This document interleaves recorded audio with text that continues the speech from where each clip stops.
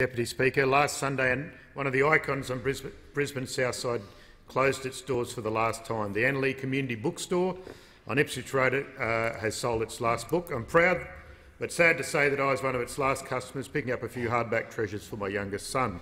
With its creaking polished wooden floors and comfy crimson couches, this not-for-profit store sold well-priced quality second-hand books to people across the south side of Brisbane for nearly 20 years. The bookstore has been a warm and welcoming place for many a book lover to spend hours browsing through the many books they had on offer, and the bookstore also provided a meeting place for many local groups. The bookstore was opened in 2000 by Anglican Refugee Migrant Services.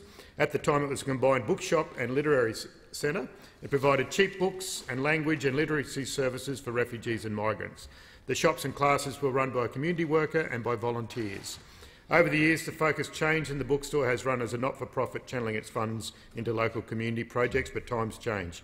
People are buying more books online, and with the rise of e-books, the sales at places like the Annerley Community Bookstore have been in decline.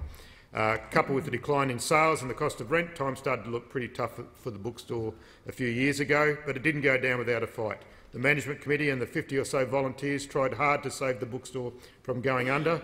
The local councillor, Nicole Johnson, also did a lot of work to help it out. Sadly, our community bookstore had nowhere else to go.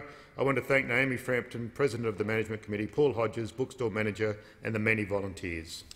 The member for Barara. Thank you, Deputy Speaker.